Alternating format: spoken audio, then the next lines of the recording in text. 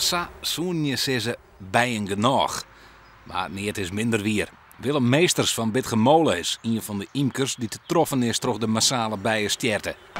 Ik heb er ongeveer 50% ben ik van. Dus dat moet je voorstellen, als een boer die 50 kaai heeft, die 24 verspielen heeft. Maar het punt is natuurlijk wel, ik ben net alleenig. Wij zijn een hele hoop die en een hele hoop die erbij hebben. Als je hier kijkt, dan zie je dat in de Friese wouden. Maar dat loopt dan zo door in Groningen. Dat is rood gekleurd. Dat betekent dat het risico op bijensterfte veel groter is dan op andere plekken in het land. Dat is ook in Brabant zo. Je ziet dat dat echt aaneengesloten gebieden zijn. Als de bijen uitsterren, dan had de mens nog maar 4 jaar te libben. Het wie een verneemde uitspraak van Albert Einstein.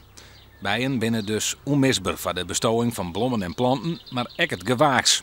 Romee van der Zee van Tersool onderzoekt het in opdracht van het ministerie van Landbouw het complexe probleem. Ja, het is net als bij mensen. Bijen gaan niet aan één ding dood. Het is en de varroa-mijt en misschien pesticiden en een gebrek aan stuifmeel in de zomer en nog wel andere bijenziekten. En als die allemaal samenspelen en in sommige jaren extra hard aankomen, dan kan er verhoogde sterfte ontstaan. Ik doe dit nu een 25 tot 40 jaar en dat is toch wel van de laatste jaren. Als ik dit vroeger meemaken, hier ik er nooit aan begonnen. Maar beide leefhouders houden de kopper voor. Zo zo'n boeren bij Gelijksmij helpen kennen het tal bijen op peil te houden. Ja, een boer die sproeit in alle stiekels en hiesterblom daar. Nou, het mooie is natuurlijk dat er gewassen zijn waar bijen wat aan hebben en waar de koeien wat aan hebben.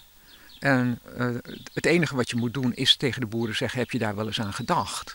En dan een jaar later staat het er zoals nu hier ineens in de omgeving. Die boeren hebben gewoon een paar hectare daarvan ingezaaid.